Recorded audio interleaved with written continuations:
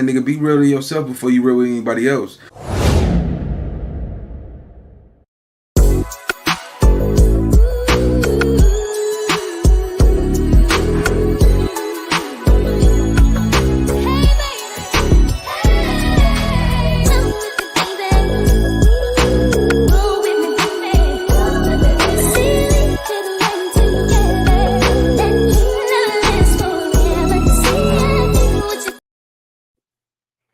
All right, gang. What's the big old deal? What's the big old deal, man? It's y'all favorite partner, Big Nina Boy. We back cracking with another reaction, man. Yeah, we finna get into this little Woody conversation, man. Hold on, give me 1 second, gang. Give me 1 second.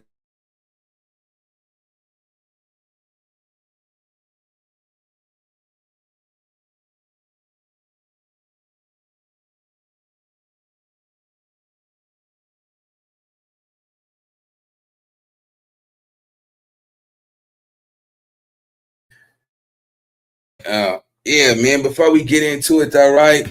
Let me just say this, bro. Because I know a lot of us pride ourselves on, you know, being the most realest person. We pride ourselves about being the most realest, ninja in the streets, man. But this might be far fetched for some people, but man, it ain't nothing really in them streets, man. You know what I'm saying? So if you got somebody solid in your life, man, you got people you can count on, man. Stay with them, man. Keep rocking with them, because to be honest, man, the truth is hard to find in the streets, homie. I don't care what nobody told y'all. The truth is hard to find in the streets, man. Everybody a real ninja. Everybody a real one till they, knock one down, man. I'm gonna keep it all the way Fendi with you, man. You know, it's a lot of real women out there that a lot of us really just bypass them and go run with the fakes and the snakes. You see what I'm saying? Everybody, it's hard to find solid people in the streets, homie. It's hard to find real people in this world, man. I know a lot of times I fly off the handlebars and I might be a little cocky, but that's just who I am. But when I get on here, man, I really like to say stuff that's meaningful, that's chest out, chin up, man. You might spend all your good years trying to find somebody real in the streets, homie. You know what I'm saying? You spend all your years trying to find them real ones until mother fold on you. So be careful who you let around your circle, man. It ain't even about hanging with a gang of people no more. It's all about knowing who you is as a person. So with that being said, we got Lil Woody explain why he told on Thug, man. Let's get it. And 5, 4, 3, 2, 1, go. 3:50, and we're officially in Atlanta. I'm with my man Remo, and we're having a conversation with the talk of the town, Lil Woody. I don't recall. How you feeling, bro? I'm feeling like money. Yeah? Yeah, for real. It feels good. You just running around picking up bags every day now? You see, I'm confused about it. I don't know who the hell I'm picking up money from. Yeah. You double booked today, right? Hold up, this damn shit got down stuck to my damn pants. Velcro down there? Oh, it's because you got these crazy. You got the crazy pants. Good. Now it's something stuck on that purple leather jeans. What kind of jeans is them? Alabasas. Oh yeah, you got the Alabasas. Well, they need to start paying me. Yeah, you're You've been rocking them. Dang that shit. My pocket's full too. Now they empty. I need y'all to fill them up. Yeah, but it sucks. Everything's electronic now, right? They still don't fill them up. You would rather get paid in cash or via one of the payment apps? I already get paid. Don't matter. Don't matter. Right. As long as I got it. A lot of people when we're moving around here, the conversation is like, damn, how is Woody just moving around the city, becoming such a star so casually? Like, to what would you explain that? Shit, people ask me, who am I? I'm still trying to figure it out myself. So it's kind of confusing to you why people even want to. Ain't that confusion about their money. Right. That's all I'm focused on. Right. But does it ever surprise you that your presence in videos is almost like a guaranteed millions of views? To be honest with you, I don't really pay no attention. I just collect the money. I don't know it'd be having me views if somebody sent it to me. Right. So you don't do the follow-up work after the crazy viral 20 versus 1s? Like you're not interested to go read the comment section or anything like that? I got anger issue. So if I read the comments, And it's people I will never see, so ain't no purpose in me making myself mad for no reason. Right. No, I respect that for sure. All right, that's how I feel about it, man. But let me just say this, man, because you know, in a way, you know, in the state of California, you know, Lil Woody is considered a rat, a snitch. You know what I'm saying? Out there in Atlanta, nobody has been, you know, doing time behind what he said, but Thug is doing time. So in my eyes, he's going to always be considered a rat. But let me just say this, man. Lil Woody is known to be a profound gunner, shooter, real one, right? Well respected. Why would you give that up? You know what I'm saying? That right there where everybody praise you. Was it because it wasn't beneficial? You see what I'm saying? And all it was just smoke and mirrors? Or did you snitch because you were scared of the crimes you committed? You can't commit crimes, homie, and then tighten up and be like, oh man, I don't want them problems no more. Hey, no, yeah, I did all of this, but I ain't trying to sit down and do the rest of my life. That's not how the game is played, man. Woody is famous for snitching and his personality. You know, he got a you know a authentic personality, I'll say. But and I'm gonna get to it because I ain't gonna hold y'all too long. But I just want y'all to see for a second. There's no honor among thieves. I don't care how bad you is. There's no honor among thieves. If Lil Woody and tell on his partners and his crew just to save his old ass, what make you think the nigga standing next to you won't do it either, bro? So y'all take that up to the dome, man, and you know it's on. Let's get it. Yeah. Okay, so there's a lot of different ways that we could take this. We want to start with a little bit of the early days? Yeah, let's start from the beginning. What's the beginning? You tell us. All right, so you born in Atlanta, right? Born and raised? For sure. Mechanicsville, right? It's in my face. All right, so break that down for people who ain't from Atlanta. Where is Mechanicsville? Mechanicsville by the old turning field, zone 3, Ralph David Avenue. Not the other side. Yeah.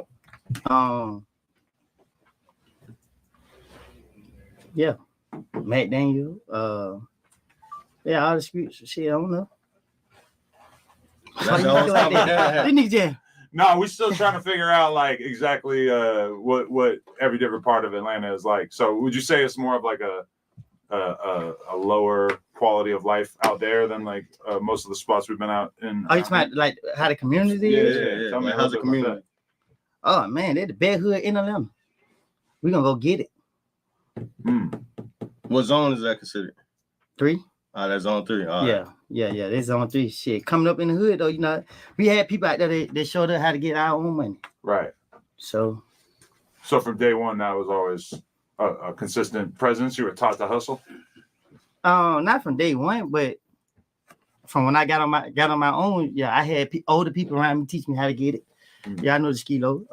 We're gonna go get it. What do you think are like the main things that help turn you into the person that you are? Because I know you had 10 brothers and sisters, but that's one thing that Young Dro said to me yesterday. He was like, if you're gonna sit down with that man, fuck all the current shit, fuck all the drama or whatever. I want you to just find out what made that man who he really is. Whew. Losing my mom. At what age? Huh? What age? I was 17. Okay. Yeah, when she died unexpectedly. Like, shit, nigga, she just died. It was quick. So it was like, I felt like the hospital killed her.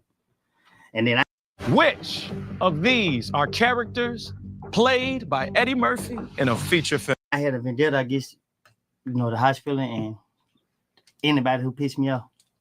So that would draw me down the path that I took because I didn't care. But I started caring once I had my little girl, which was in June 2014. So I was already like, I had did so much stuff that my conscience was at me. It was like, dang, I got to be here for my child.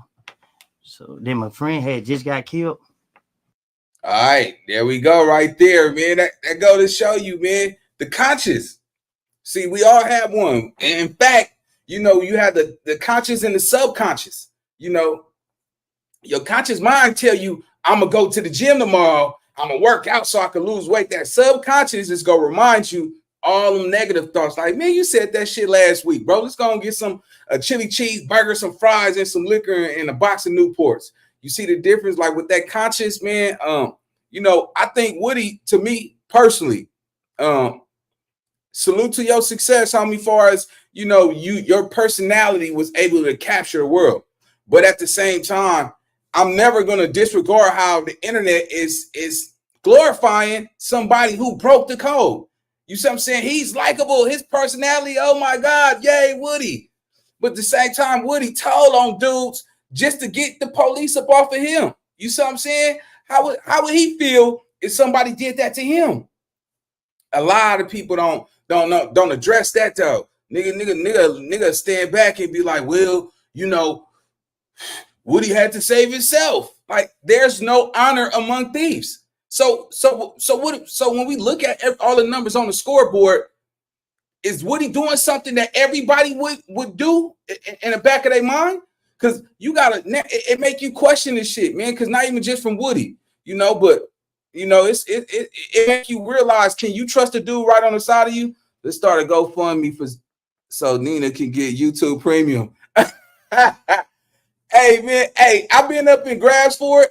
A lot of people say it's bad luck to do that. You know what I'm saying? That's the only reason why I ain't did it. But hey, that was the funny one, man. I ain't mad at you. Go on, Green Ass. Yeah.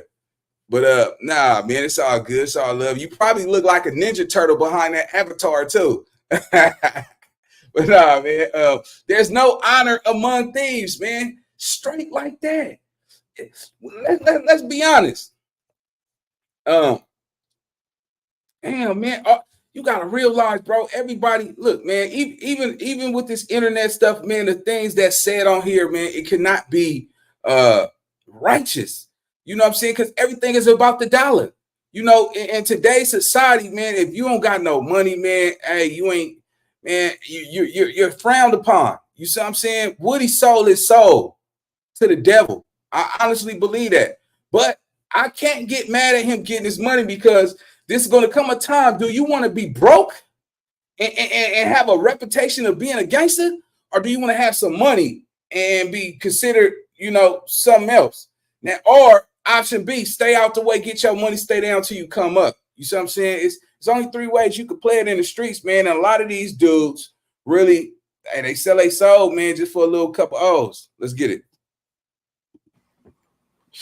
I ain't letting that go. So you feel like losing your mom made you lose some of your humanity, and then having a child brought a lot of it back? Nah, losing my mom made me feel like I was in the world by myself. It was just me. And I had a point of proof. Couldn't nobody tell me nothing. So with that attitude, that's what I did. I took to the street harder. It's already when I was a little kid, I grew up with my family. I didn't hang with people in the neighborhood. Until when she died, and I started hanging with niggas in the neighborhood. Was your pops in your life? Yeah, but he died in 2001. I was standing born home at the time. He died for cancer, but the same night he died, he had a car wreck. He flew out the window, and yeah, he died. And you got 10 siblings. Yeah, I got 6 sisters and 4 boys. How do you think that impacted you? What you mean? In terms of just like having that many different people around you, did it make you more responsible because you felt like you had to help take care of them?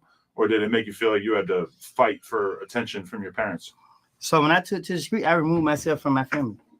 I mean, like, I just stayed away. I hung out in the streets all the time. I had my grandma, you know what I mean, and my grandma was with me. Nobody couldn't control me though. So yeah. So where did you and your siblings live once you lost your mom? So when my mama died, I had moved with my older sister. She was staying in Bankhead Court, like right the last little part that they tore down. When she died, that was like 08. And everybody had kind of scattered out. But when my mom was alive, most of the time we all stayed together. Yeah, and then how's our relationship to this day? Who? Like all your family? Well, I always felt like a special child because I have a relationship with all my brothers and sisters. It's not one on that I don't get along with. I might not like them for some time, but yeah, the way I see them treat each other, I feel like I'm a special one because They all treat me with love. And they still all alive and around them. Hell yeah. All right, yeah, for sure. But is it weird for you to have gone from like, I can assume like you were probably the dude in the family who had the most criminal problems, and they looked at you as somebody who was in kind of like a fucked up state, to now where like you're running around, you're like a celebrity, you're making all this money and stuff. Like, does that change how you fit into the family? Well, I never even took the time down to just pay attention to that. But man, before all this stuff turned in my favor, I was back in that mindset like it's just me. You feel me? So that's still my mindset now, because I feel like a lot of people pick sides. You feel what I'm saying? A lot of people jump to the conclusion. I'm a hustler. You feel me? Like, if y'all think the money gonna ever stop, it never gonna stop with me. So when people feel like I ain't had the money that I used to having, I didn't benefit them, family and all. So now with the situation now, you know, I got a pure heart, so I still gonna help my family out. But when it comes to people in the street, a lot of people trying to call me and ask for money now. I give a few on some money. I ain't gonna lie, but I really don't fuck with these niggas like. See, that's the part that get me about Lil Woody, man. Like, don't tell that little half-ass story, bro. Like, all of a sudden, killer turned to conscious, pure heart. That don't happen overnight, bro. You see what I'm saying? Like it don't happen overnight, man. I say this, man. That's why I say there's hope for the future. When y'all see Woody say this, man, in hindsight, that lets you know, man, he's just human like everybody else. You see what I'm saying? You know, one minute you stone cold killer, the next thing you a pure-hearted person. Nobody could be a gangster 24/7, 5 days a week. I don't know who told y'all, oh man, that's real. Man, shut up. That nigga be playing tea time with his niece and nephew and like, man, bro, when I tell y'all, bro, and I'm gonna stress this, man, solid. When you got some solid people in your corner, homie, I don't throw that off for nobody. I don't care. You don't give up nobody solid for nothing. You see what I'm saying? It ain't no loyalty in the streets, bro. It's no loyalty in the streets, because the moment you not moving a certain way, people gonna have something to say. The moment that you're not making certain people happy, people gonna write you off. You see what I'm saying? It dehumanizes you when you look at it in hindsight, because you know I'm gonna be a real one until I die. You see what I'm saying? A lot of people could be influenced to do things that they normally wouldn't do for themselves, but when you go against the grain and say, "Nah, you do it," nah, so what? Yeah, you get, you know, you look bad to certain people, but when you go against the grain, that shit take bravery, man. That's why I say, man, you know, as you get older, don't be no 30. Listen, don't get 40 trying to fix what you did in your 20s. I'm telling you, it's a hard transition, because you still gonna have that gangster mentality, like, damn, cuz, or damn, blood, do they still love me? Like, don't wait till you get a certain age, man, because when you get a certain age and you sit back, you go look at where all them niggas that said they love me. You know what I'm saying? I'm like this, nigga. Nigga, you say you love me, nigga. Why you don't call me then? You see what I'm saying? I was the same nigga washing my clothes in the faucet, in the sink. Nigga, I used to wash my clothes in the sink like the next nigga. Going to the store, getting top ramen noodles with oysters and some hot sauce and some crackers, and nigga make a spread. You see what I'm saying? Some hot Cheetos and, you know, 2 50-cent sodas, and I bust down with anybody that was around me. You see what I'm saying?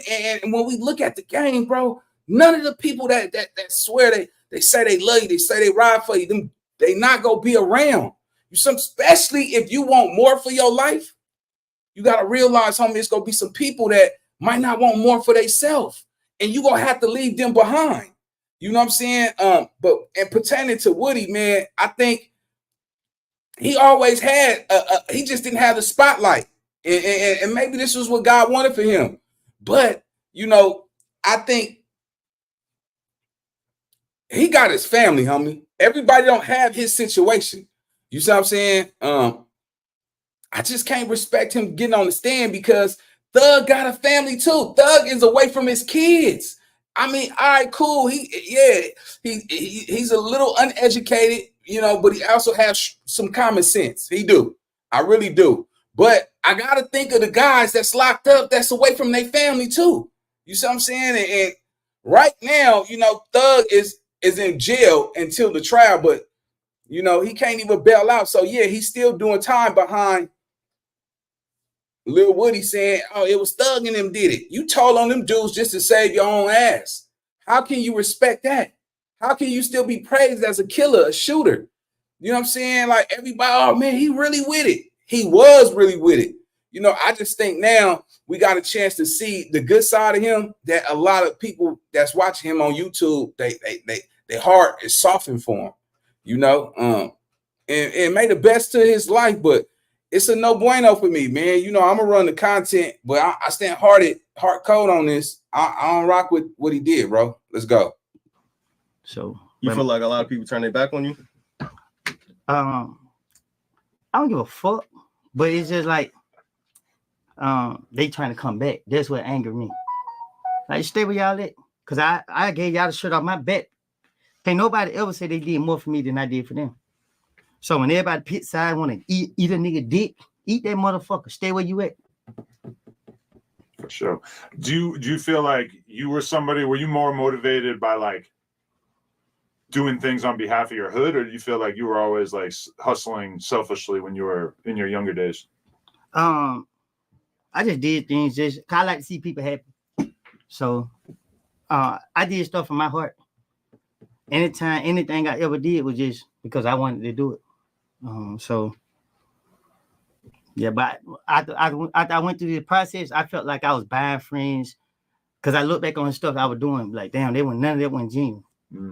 You feel me? Like, yeah, insider people already know the risks that I don't took. So it's like, oh, you couldn't say so. You been hating all along.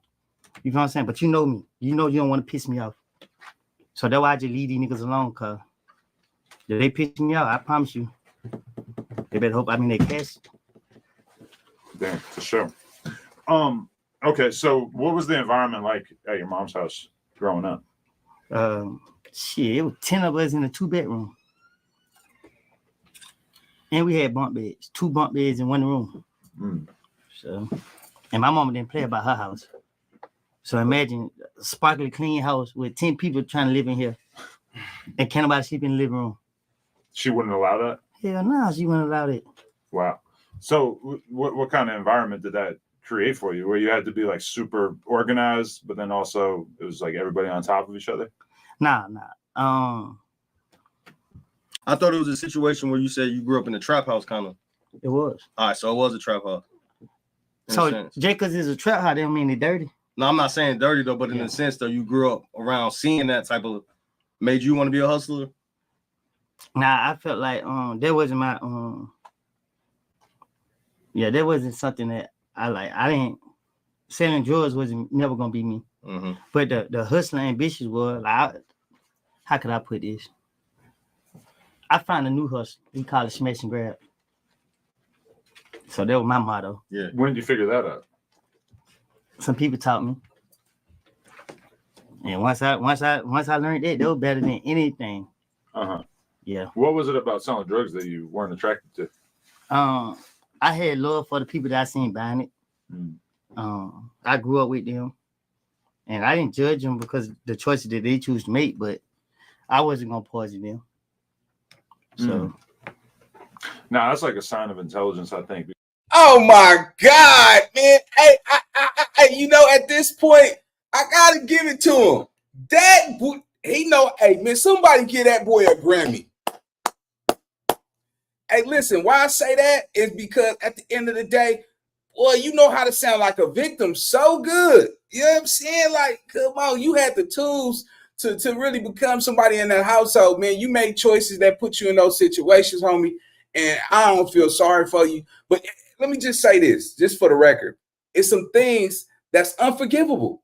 It's some people that done some stuff to you that's unforgivable. So don't get mad when the scissors come out and get the cutting. Like, nah, man, I'm cutting it off, man. I ain't rocking with you. He probably didn't backdoor so many people. You know what I'm saying? And, you know, that's why I say the good guy never win. You know what I'm saying? He's winning because he took the measures, the sacrifice and all that. But, you know, at the same time, that heart that he got, that little nice ass heart, is going to eat you alive. You right now, you know, this case is going. So We don't know what's going on in the streets. But the moment Thug get out of jail or get his time, bro, he might have a time clock on this blacktop that he walk on, and that's the safest way I could say it without saying it in a, indirect way. But what he did is unforgivable. And a snitch always gonna be a snitch. And I bet you his interview with No Jumper is gonna do thousands. Where do snitches stand at in reality, homie? It's more praised and respected than any time we ever had in the course of history. You see what I'm saying? We got so many snitches that walk around, and you bet not touch them. You touch them, you're going to jail. You see what I'm saying? Or, you know what I'm saying, you got eyes on you at this point. Who wants to get into it with a snitch? You don't want to get up under that radar. You touch a snitch, you don't know how the whatever department glorified him. You see what I'm saying? Like, man, that's why I don't want my kids in the streets at all, because somebody will backdoor you. Keep your kids out the streets, man. Because at the end of the day, this is what happens. Niggas go get backdoored and niggas go glorify it. Straight up. Let's go. Because a lot of people are able to kind of like sell drugs for a long time without necessarily thinking about the impact it's having on their own community. Right. So somebody I know, I ain't gonna say too much about this person, but somebody I know, his whole life was based off of hustling. And now he lost, he don't want to do that no more, but he lost now. He don't know how to get no money no other way, because he don't did that for so long. And he trying to change his life around, but it's hard for him to do anything else. Mm-hmm. So who are the Blue Jean Bandits? Me. Is it just you, or was it a squad? I'm only gonna speak of myself like that. Yeah. But that was the smash and grab era? That's what the news say. Mm. Yeah. Are those fond memories, or is that a time that you look back on and you're like, damn, what was I doing? I stay reflecting on them because it was fun. The whole neighborhood going in and get their free money. Yeah, police chasing us. They never scared us. We'll go get 5-6 cars just because we want the police to chase us. Yeah. You like adrenaline and shit, right? Yeah. Yeah, because I seen you got a vlog you recently did where you was driving the Hellcats and shit. Man, but they loved it. Everywhere I go, people bring up their video. And I went viral and shit. Yeah. So when did you start like learning how to drive cars and shit? Because it seemed like you whipping that shit like Fast and Furious. Yeah, I had probably 20 some car wrecks. What do you blame for that? What you mean? I'm prepared. So you know what I mean? Like, I ain't scared. So that's how my driving skills got better. So when the police chase me, they cut the lights and sirens on, get close up on me, I don't panic. Cause I know that police can't do what I can do. I care about my life too, but they more scared than me. So I can't let myself think that I'm scared because I'm a panic and do something stupid.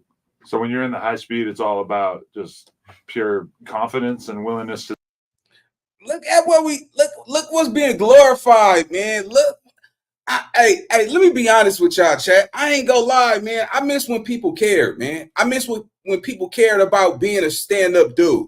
I miss when people cared about, having a real family. I miss, when women cared about they dude. Like, I ain't playing about my nigga. You know what I'm saying? I bet one of you hoes to hell.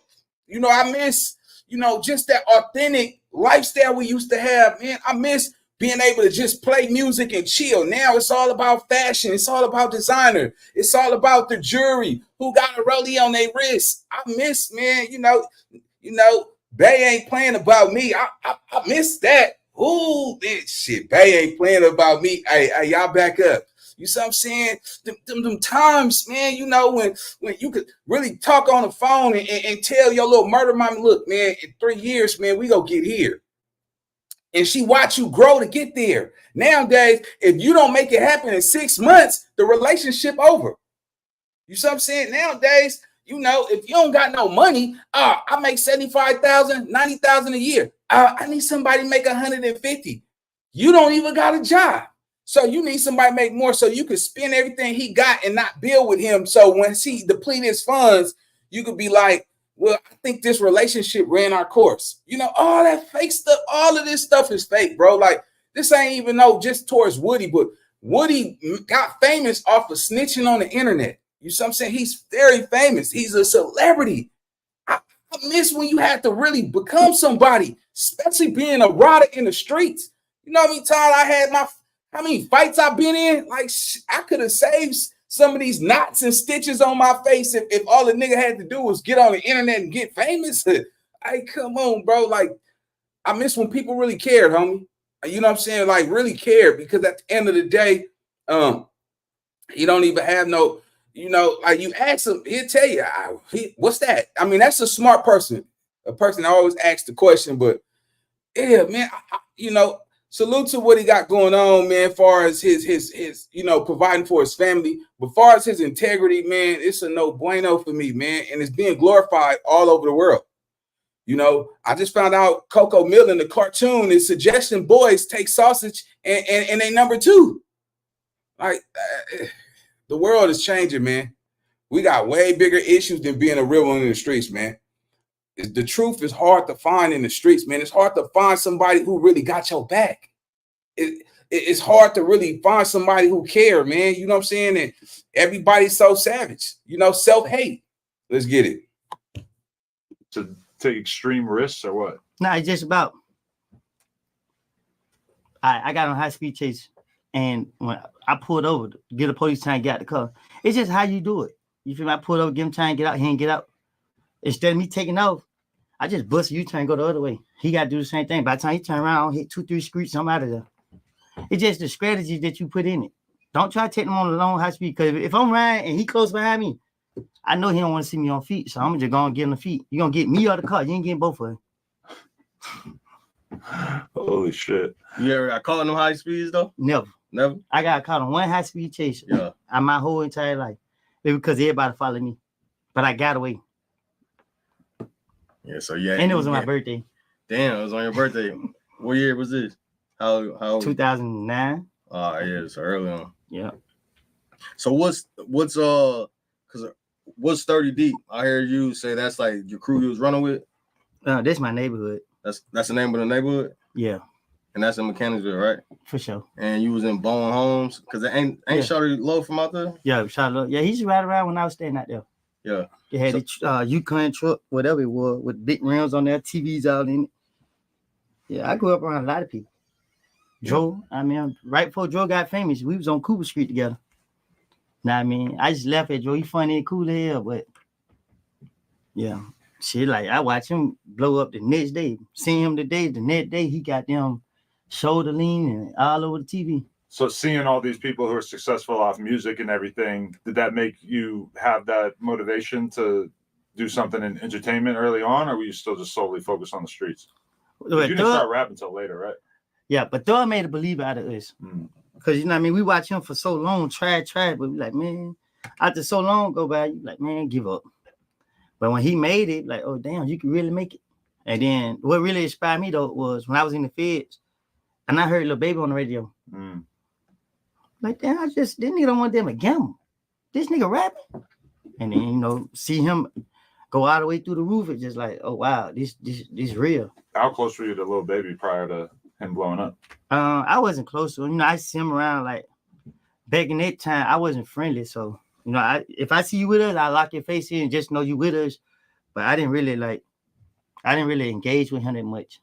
That was just like a survival mechanism that you learned to just like not get too friendly with people that you met?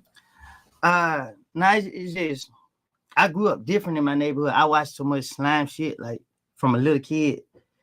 So I didn't embrace people from other neighborhoods so quick. You feel me? But people from other neighborhoods show more love than the ones in your own neighborhood. But it took me a minute to realize that.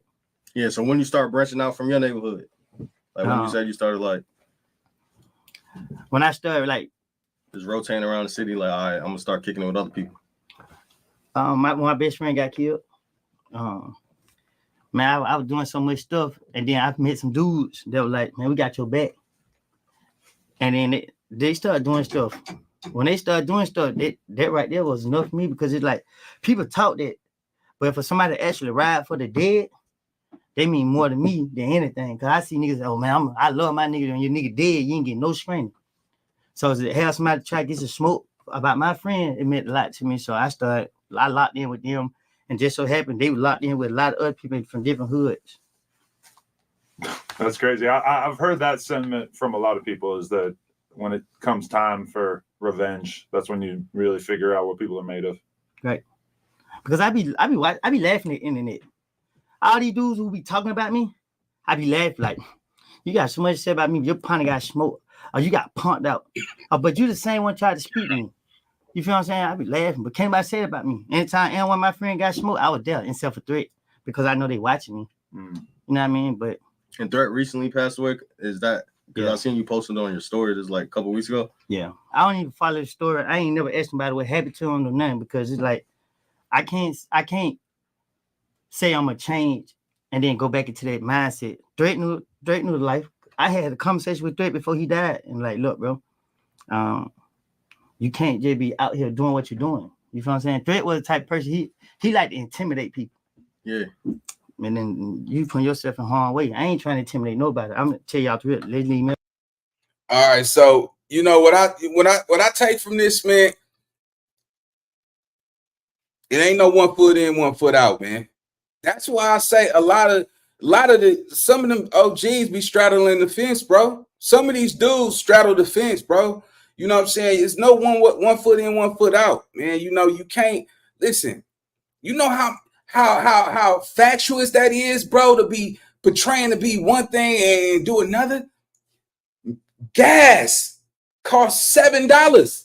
You see what I'm saying?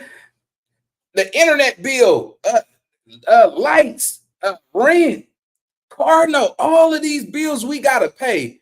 You see what I'm saying? The ones who actually have to pay bills, the ones that don't, think about it.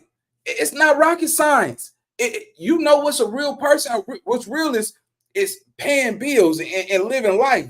Gang banging, killing another person that look just like you ain't real, but it's a reality. You see what I'm saying? That's why I say, don't wait till you get to your 40s trying to fix what you did in your 20s. Because once you reach 30, you should know I got to start getting my life together. 30, it's grown men who don't even know how to cook out here. You see what I'm saying? It's grown men who, if they woman left them, they gonna be blowing up her phone. Oh, babe, hey, come on, man, don't leave me. I told you my secrets. I told you everything about me. See, everybody leaves me. My mama left me. My dad. Hey, that's not her problem. It's too many killers and gangsters on this internet that's really crybabies. You know what I'm saying? Every time I see one of these hardcore partners on the internet crying and all that, I'm like, man, look at this cake ass nigga. Man, you over here crying because you had a bad hand in life. Grow up. We all had bad hands out here. Some of y'all actually had a mama and a daddy out here, but you crying and you getting up here looking for empathy. Let me tell y'all a real truth about life. Nobody cares. Nobody cares. People will use you and abuse you if you allow them to. Let's go. Me alone. If I feel like I gotta intimidate you, we're gonna go and get it out of the way. I'm gonna let you know we got a problem. So you feel like Threat had a whole bunch of people scared of him? So nah, he did. Yeah. But he played with people. You feel what I'm saying? Even though I don't want to skip to here, the only reason I'm gonna bring this one up is because recently, your trial's going viral. On the trial, you said you and Threat was sliding and y'all shot out Rich Homie Quan barbershop. And that went viral. Yeah, like Rich Homie said, I was just lying. Yeah. So what's your thoughts on Rich Homie Quan passing? Yeah. It's sad, man. It's sad. Rich Homie had a lot of potential. You feel me? Like, he just made wrong choice in the past. What could have that hurt his career. And he didn't have to make that choice. But Are you kidding me? And you talking about it's sad. He just boasted in the interview about how you popped at his daddy, trying to knock down his daddy, but you talking about it's sad. Bro, listen. I don't care what nobody say. Woody like everybody else. He don't get no brownie points for me for being, Woody really a shooter. He really shot people and people were already talking about it. Bro, I don't care. I don't give a dog shit about what he done and all that shit. Ask Woody to spell something. He can't spell. But y'all want to use. This is why I say how factuous it is for people to glorify his gangsterism, but nigga can't even read or write. How are we bragging about how much of a killer he is and put him up here, but it's niggas who can read, write, and teach their kids how to do homework. This nigga ain't helping no kids with no homework, bro. You see what I'm saying? Look at what we glorifying.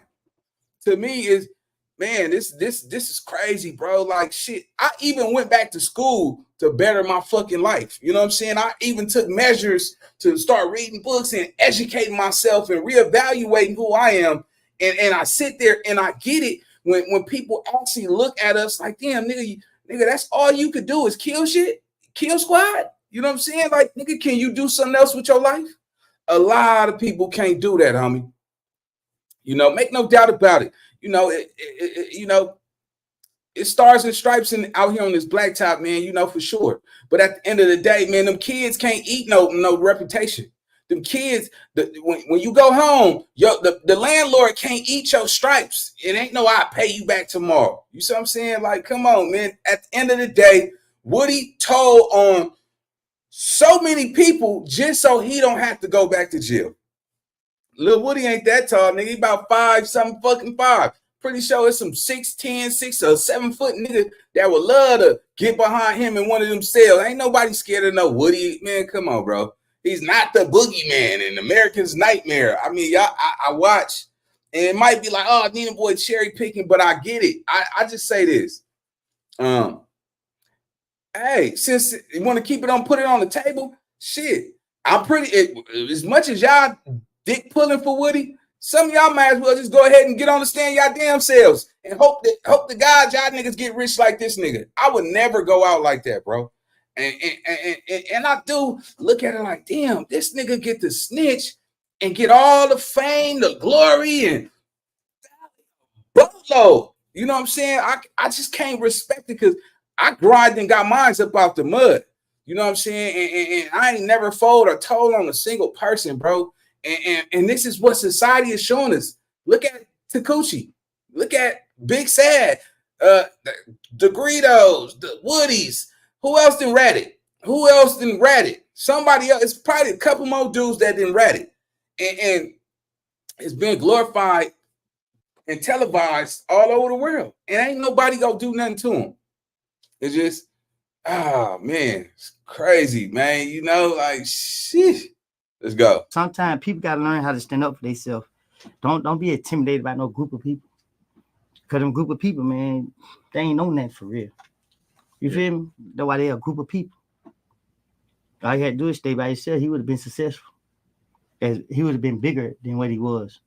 But you don't feel like he had to pick sides? It seems like a lot of people in Atlanta had to pick sides at one point or another. Be you. You feel me? Like, it's your life. It's your heart. You already made it.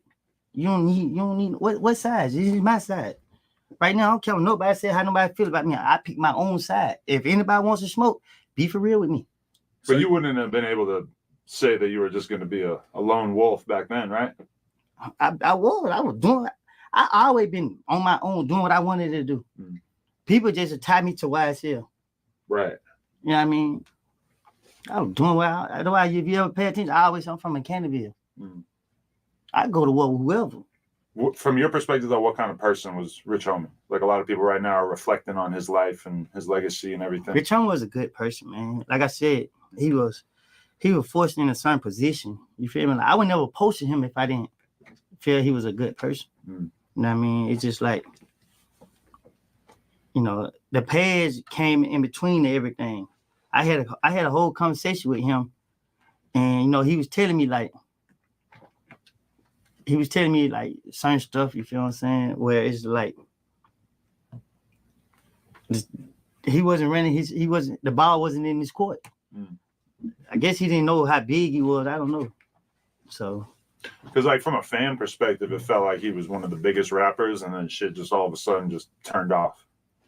Yeah, because he picked the wrong side. Mm. Yeah, so you feel like, all right, so you saying that he was signed to Think It's a Game, and I know they hang out with YFN and them, so you feel like that kind of hindered his career, him not being able to be as cool with Thug? He ended his career when he chose to go against Thug. But how did he choose to go against Thug? Oh, making that. All right, so there's two different things. Like he said, all right, what's your perspective of him going against Thug? Because you know more. So he started going to shows and started talking about Thug. See, Thug was always, Rich Homie, my boy. Yeah. And then he went told somebody, get away from me looking like a young thug. And he went on stage. All that does. Cracking jokes on him a little bit, yeah. Yeah. And one thing about it, anybody who knows Thug, he got a great heart. And you know him, all that, mixing him with all that other stuff, that rainbow stuff, like, that ain't him. Mm. So when you go to speaking on him like that and he know you know him, yeah, he you know what I mean? He just prefer to move himself from you. But was that Rich Homie doing that because little shit was happening behind the scenes? So he had a reason to be mad? Like, is that barbershop getting shot up? Or that's like way before that? He was just on that barbershop don't have nothing to do with nothing. You know what I'm saying? That barbershop just on some bankheads type stuff. Yeah. Like I told you, I grew up in Bourne home, so so he didn't have a reason to go out and just go on stage and say that. He was just really just choosing sides. So when the barbershop happened, Thug and Rich Homie was cool. All right. To be honest, that's how me and Thug got together. Yeah, so how did you meet Thug? I guess you didn't get him. Through Rich Homie? Break it down again. It's still an open case. All right, for sure. Yeah, man. But yeah, me and Thug. All right, so Woody got some. Hey, Woody kind of short. All right, Woody kind of short. All right, cause I'm just blown by the fact. Yeah, you doing these interviews and they're gonna ask you about the case, times, and crimes, and he know anything he say could you be used against him in a court of law.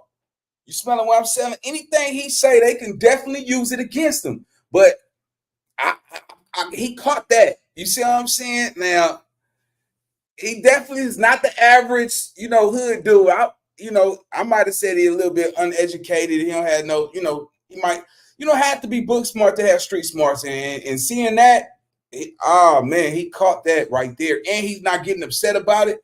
He just smiling. Now that's how you play the game, man. All right, I see what you're doing, bro. Let's go. So, he called me out of the blue. Yeah.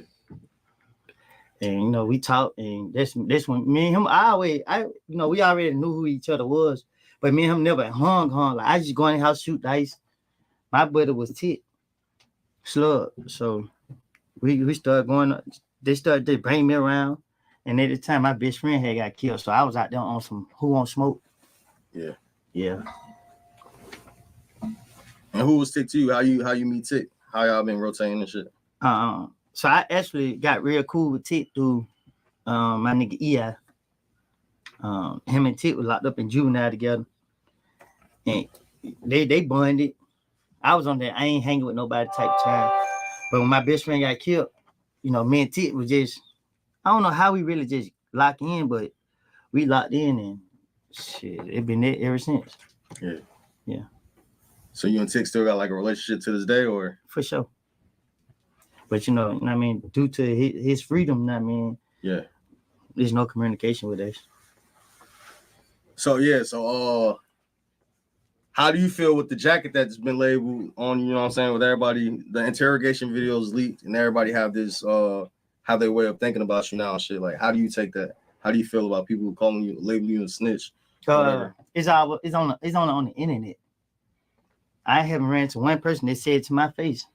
And I ain't saying like on no gangster stuff. Like I pray that nobody don't provoke me. You feel what I'm saying? Because I ain't mess with nobody. I ain't looking for trouble. So if I'm out and somebody walk up and say I'm a snitch or whatever, I'm slap shit out on. I'm a bust from one or the other. When did you actually have to start like going to the police station and they started contacting you? Yeah, what was that decision like? Yeah, when was this decision and like what year would you say like they started really just like contacting you a lot? When that certain stuff took place. Yeah. So after Nut passed, that's when really they was on you? Because you got picked up that same day, right? Now they didn't pick me up. So something happened and somebody called me like, hey, the investigators want to talk to you. And I'm like, what they want to talk to me for? You know what I mean? I ain't going out there and talk to them. Yeah. But somebody else was like, nah, you know what I mean? Whatever. So I went. And then next thing you know, they let me go, but they started, everybody in Atlanta started saying, I did this. That's why I don't care. Everybody in Atlanta say I did this, I did that, I did this, I did that, they could kiss my ass. Yeah. Y'all be talking, everybody dry snitch. It was not one person from Atlanta wouldn't saying my name. So it's just like, yo, the police out the real. Fuck all y'all. So you felt justified in talking to the cops because there were so many people talking in general? Nah, I didn't feel justified. My whole thing is get them off of me. So it wasn't being justified. I didn't believe in none of the stuff, but it's just certain stuff. Like I ain't no fall guy. You feel what I'm saying? And I'm not gonna let nobody treat me like when I have own independent mindset. I'm gonna treat people how they treat me. So this what really led up to a certain point. Like You heard what he said. Get them off of me.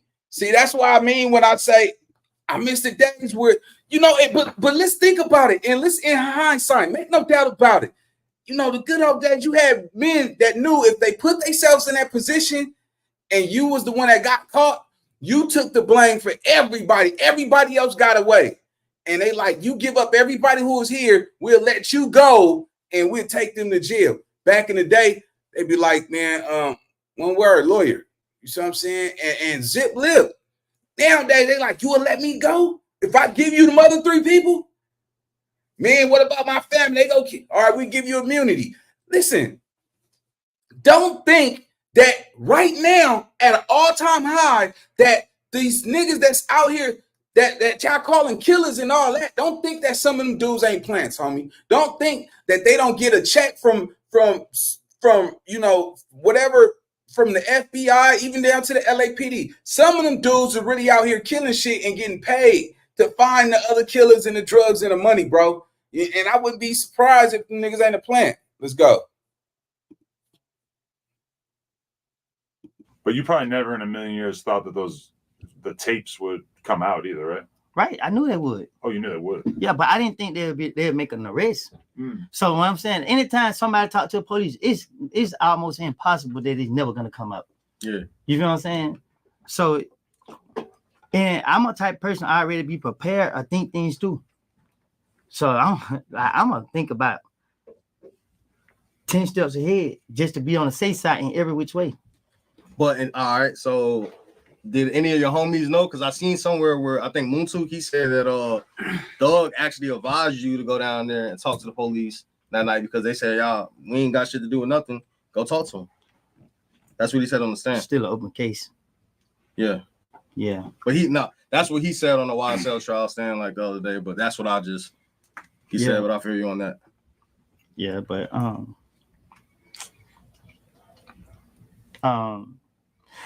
not gonna speak on that because this I don't recall it. Yeah, all right, I feel it. So yeah, early days. When did you start like really going to the studio and just being around the guys? Like, what year would you say? 2019, 2020. It kept me out the streets. It gave me something to do. It started being fun. So that was around the time you started rapping as well. Right. That's when I did start. And what made you even make that choice after just being a dude in the streets for so long? So I was in jail and everybody knew who I would hang with. Like, man, you might well rap. You got a story to tell. So a dude I was locked up with, they started sitting me down, trying to show me how to rap, teach me. Then, everybody act like on fire. They'll psych me out. Then I just really went for Dell. Yeah. When I got out, I had made a diss track. I dissed one of them suckers over there. And everybody act like they liked it. So. You didn't really believe them? You sound skeptical of if they really liked it. Nah, they liked it. Because we played in La Cora one day. And they played like 3 times. Made me keep performing. And, I was going out to people. You feel me? So.